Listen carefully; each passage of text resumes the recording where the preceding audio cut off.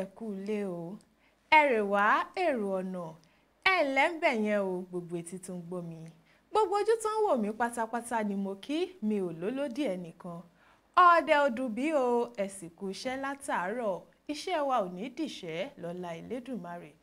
Ìròyìn Awíkonko tẹlifíṣàn ló ń dé sójú ìwòran yín lónìí ọjọ́ 16 oṣù kẹwàá ọdún 2025. Ọmọdásọ́lá Ìfúnníyì lórúkọ tèmi. Ṣáájú ẹ gbọ́ kókó tó wà nínú ìròyìn náà.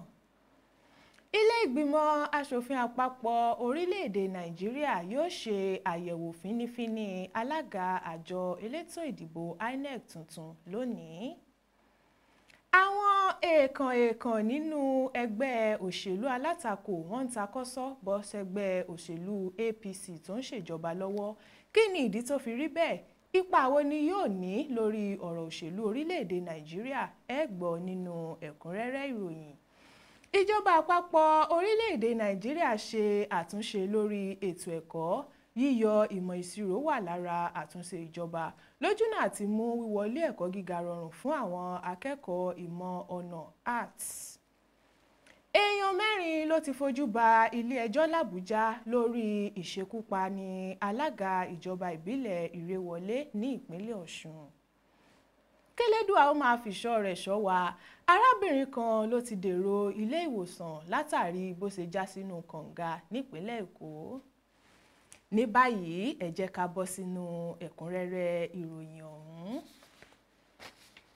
Lónìí ọjọ́bọ̀ ọjọ́ 16 oṣù kẹwàá ọdún 2025 ní ilé ìgbìmọ̀ aṣòfin àpapọ̀ orílẹ̀-èdè Nàìjíríà yóò ṣe àyẹ̀wò fínífíní alága àjọ elétò ìdìbò INEC tuntun ọ̀jọ̀gbọ́n Joash Òjó Amúpìtàn. Lánàá ni ilé ìgbìmọ̀ aṣòfin fi ìròyìn ọ̀hún léde látọwọ́ olùdarí ìròyìn ilé ìgbìmọ̀ aṣòfin Bùlá Audu Bihala. Èyí wáyé lẹ́yìn tí olórí ilé aṣòfin Godswill Akpabio ka lẹ́tà tí ààrẹ Tinubu fi ránṣẹ́ sí ilé pé kí wọ́n tètè gbé ìgbésẹ̀ lórí ìyànsípò Amúpìtàn. Yíyan Amúpìtàn yìí ló tẹ̀lé bí ìgbìmọ̀ ìjọba àpapọ̀ ṣe fọwọ́ sí ìyànsípò rẹ̀ lọ́sẹ̀ tó kọjá tí ààrẹ Tinubu sì sọ pé ó bá òfin orílẹ̀-èdè yìí ti àtúnṣe ọdún 1999 orí kìíní abala 54 mu tí ààrẹ sì ní kí ilé aṣòfin fọwọ́ sí ìyànsípò rẹ̀ lẹ́yẹ òṣọ́ka. Lónìí ni àyẹ̀wò náà yóò wáyé nílé aṣòfin l'Àbújá tí àwọn oníròyìn yóò sì wà ní sẹpẹ́ láti kó ìròyìn bí ètò bá ṣe ń lọ lọ́wọ́. Yíyan Amúpìtàn ló ti dá oríṣiríṣi sọ̀yísọ̀yí òṣèlú sílẹ̀ bí àwọn kan ṣe ń yin Amúpìtàn pé jẹ́ olóòótọ́ ènìyàn tí kìí ṣe olóṣèlú ni àwọn kan ń kọminú lórí òmìnira àjọ elétò ìdìbò INEC. Ẹgbẹ́ ọmọ àríwá kéréje Nigerian Northern Minority Groups NNMG wọ́n gbè sẹ́yìn ìyànsípò Amúpìtàn tí wọ́n sì kìlọ̀ tako ìwà ẹlẹ́yàmẹ̀yà. Wọ́n ní Amúpìtàn wá láti ẹ̀yà Òkun. Wọ́n ló ṣojú àwọn láríwá léyìí tó sì ti tó ọdún 75 tí èèyàn kan láti apá ọ̀dọ̀ àwọn ti dípò tó ṣe gbòógì bíi alága àjọ elétò ìdìbò INEC mú. Àwọn ẹgbẹ́ yìí yin ààrẹ Tinubu fún yíyan Amúpìtàn àti àìfi ọwọ́ rọ́ ẹ̀yà kékeré sẹ́yìn. Bẹ́ẹ̀ ni wọ́n tún rọ gbogbo ọmọ Nàìjíríà láti ti Amúpìtàn lẹ́yìn kó lè darí ètò ìdìbò tó múnádóko lọ́dún 2027 kí wọ́n pa ẹlẹ́yàmẹ̀yà tì. Gómìnà ìpínlẹ̀ Bayelsa Doye Diri ó ti kọ̀wé sí ẹgbẹ́ òṣèlú People Democratic Party PDP pé òun kò ṣe ọmọ ẹgbẹ́ náà mọ́. Níbi ìpàdé ìgbìmọ̀ aláṣẹ ẹgbẹ́ náà tó wáyé ní ilé ìjọba ní ìlú Yenagoa ni gómìnà náà ti kéde ìpinnu rẹ̀. Ó ní ìdí tí òun fi fẹ́ fi ẹgbẹ́ náà sílẹ̀ jẹ́ ohun tó fojú hàn àti pé ó ní kọ́kọ́ ni òun fi ẹgbẹ́ òṣèlú náà sílẹ̀ bí kò ṣe pẹ̀lú àwọn ọmọ ilé aṣòfin tí iye wọn jẹ́ 23. Gómìnà Diri kò sọ ẹgbẹ́ òṣèlú tó fẹ́ lọ darapọ̀ mọ́. Ìgbésẹ̀ gómìnà Diri yìí ló ń wáyé lẹ́yìn ọjọ́ kan tí gómìnà ìpínlẹ̀ Enugu Peter Mbah fi ẹgbẹ́ òṣèlú PDP sílẹ̀ bọ́ sí ẹgbẹ́ òṣèlú All Progressives Congress APC. ọ̀pọ̀ àwọn gómìnà ló ti darapọ̀ mọ́ ẹgbẹ́ òṣèlú All Progressives Congress láti ìgbà tí ààrẹ Bọ́lá Tinubu ti di ààrẹ Nàìjíríà lọ́dún 2023. Ní ọdún yìí, yàtọ̀ sí gómìnà Dírì, àwọn gómìnà mẹ́ta míì ló tún ti darapọ̀ mọ́ ẹgbẹ́ òṣèlú APC láti inú ẹgbẹ́ òṣèlú PDP. Ní ìbẹ̀rẹ̀ oṣù kẹfà ni gómìnà ìpínlẹ̀ Akwa Ibom Umo Eno náà dìgbàdàgbọ̀n rẹ̀ tó takọ́sọ sí ẹgbẹ́ òṣèlú APC láti PDP tó wà tẹ́lẹ̀. Gómìnà Eno ní ìdí tí òun fi ṣe bẹ́ẹ̀ ni ọ̀wọ̀ tí òun ní sí ààrẹ Tinubu àti láti ṣe àtìlẹ́yìn fún ààrẹ ilé aṣòfin àgbà Godswill Akpabio. Nínú oṣù kẹrin ni gómìnà ìpínlẹ̀ Delta Sheriff Oboreviri darapọ̀ mọ́ ẹgbẹ́ òṣèlú APC bó ṣe ní àwọn kò lè máa tẹ̀síwájú nínú ọkọ̀ tó ti ń rì.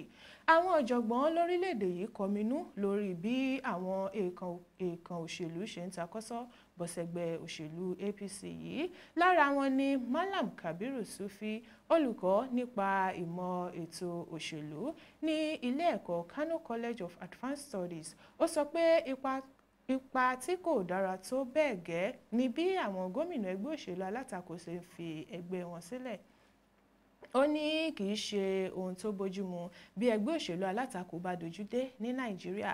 Ó ní èyí yóò túmọ̀ sí pé kò ní sí ẹgbẹ́ òṣèlú alátakò tó ṣe kókó tó lè pe ìjọba tó wà lóde sí àkíyèsí tí wọ́n bá hu ìwà tí kò tọ́. Ìjọba yóò máa ṣe àwọn ohun tó bá wù wọ́n pẹ̀lú ìgbàgbọ́ pé kò sí ẹni tó máa yẹ àwọn lọ́wọ́ wò.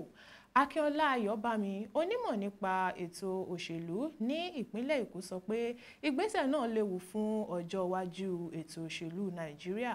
Ó ní ó dàbí pé Nàìjíríà ti ń lọ sóko níní ẹgbẹ́ òṣèlú kan ṣoṣo láìsí ẹgbẹ́ òṣèlú alátakò tó lè máa sọ̀rọ̀ lórí àwọn ìgbésẹ̀ ìjọba.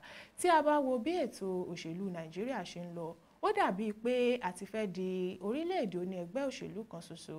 Ààrẹ Bọ́lá Tinubu gbé irúfẹ́ ìgbésẹ̀ yìí nígbà tó ṣe gómìnà ìpínlẹ̀ Èkó, tó sì dàbíi pé ó fẹ́ ṣe bẹ́ẹ̀ lásìkò yìí náà tó jẹ́ ààrẹ. Ayọ̀bámi òun ló sọ bẹ́ẹ̀. Ẹni tó ti fìgbà kan rí jẹ́ igbákejì ààrẹ orílẹ̀-èdè Nàìjíríà Atiku Abubakar àti gómìnà ìpínlẹ̀ Anambra nígbà kan rí, ẹni tó tún ti dupò ààrẹ orílẹ̀-èdè yìí lọ́dún 2023 lábẹ́ àsíá ẹgbẹ́ òṣèlú Labour, ọ̀gbẹ́ni Peter Obi bu ẹnu àtẹ́ lù bí àwọn èèyàn wọ̀nyí ṣe ń fi ẹgbẹ́ òṣèlú wọn sílẹ̀ bọ́ sí ẹgbẹ́ òṣèlú APC, tí wọ́n sì ní nínú ẹgbẹ́ òṣèlú alátakò àwọn làwọn ò ti fi ìbò yọ ààrẹ Tinubu lọ́dún 2027. Ààrẹ orílẹ̀-èdè Nàìjíríà, Ààrẹ Bọ́lá Ahmed Tinubu ti gbé ìgbésẹ̀ tuntun lórí àtúnṣe ètò ẹ̀kọ́ lórílẹ̀-èdè Nàìjíríà, pàápàá fún àwọn akẹ́kọ̀ọ́ tó ń gbèrò láti wọ ilé ẹ̀kọ́ gíga. Èyí ló yọ ìmọ̀ ìṣirò kúrò nínú àwọn ìmọ̀ ẹ̀kọ́ tó yẹ kí akẹ́kọ̀ọ́ ẹ̀ka ìmọ̀ ọ̀nà arts kó ní kó tó lè wọ ilé ẹ̀kọ́ gíga fásitì tàbí ilé ẹ̀kọ́ gíga mìíràn.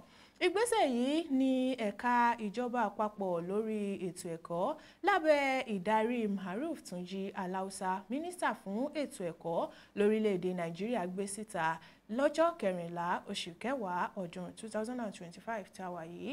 Alausa ṣàlàyé pé ṣáájú ọ̀pọ̀ àwọn akẹ́kọ̀ọ́ ló ń kojú ìnira láti wọ fásitì nítorí wọn kò yege nínú ìmọ̀ ìṣirò.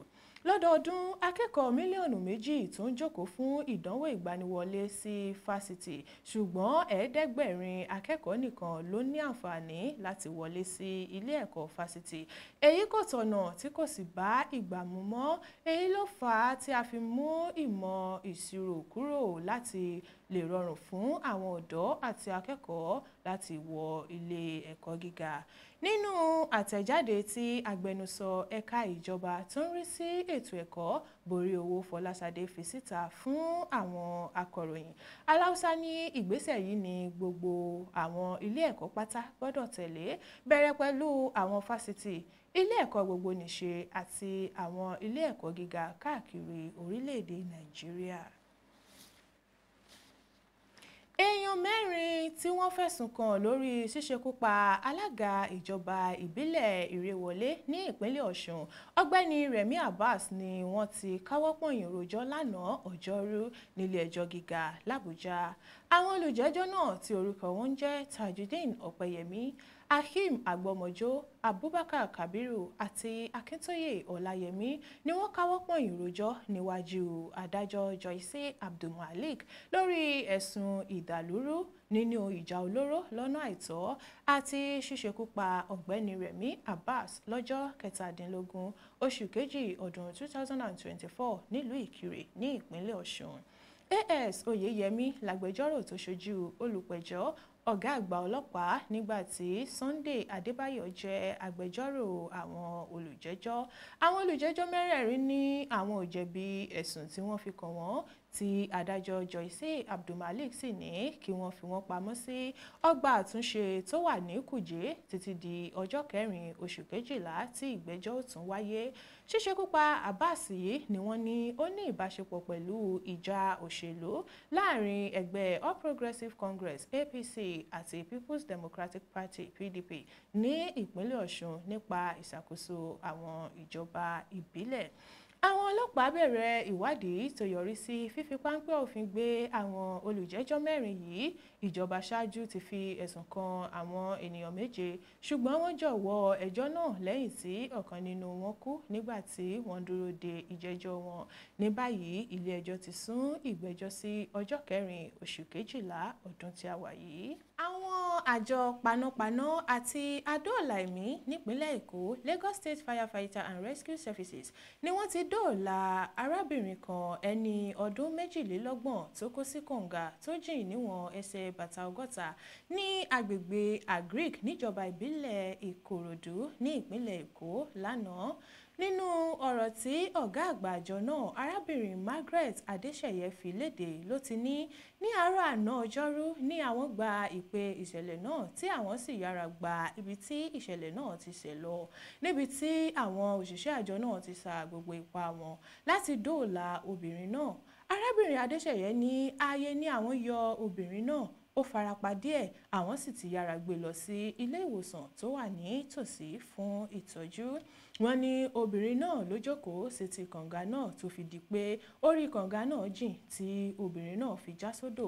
Wọ́n ní ó ṣeéṣe kí obìnrin náà wà nínú ìrònú tàbí ìpòrúru ọkàn tó fi jókòó lórí kànga náà.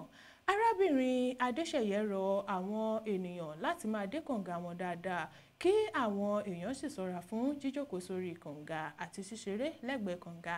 Bẹ́ẹ̀ ló rọ àwọn òbí láti mójútó àwọn ọmọ wọn níbi kànga. tó mọ̀ọ́dẹ́mọ̀ọ́gẹ̀ ìpéǹpéjú làlá fìlà tó bá ti ń kọjá ìpéǹpéjú àdìbàbà ṣé ò sí nǹkan. níyì la máa fi ìròyìn tì sí fún tòní. Ọmọdásọ́lá Ìfúnníyì lóníròyìn. Ẹ ṣeun tẹ́ ń wo Awíkonko tẹlifíṣàn, tẹ́ ń tẹ́tí sí wa. Ire lójú owó rí, ire lójú wa ó máa rí láṣẹ Èdùmàrè. Ó dìgbà kan náà.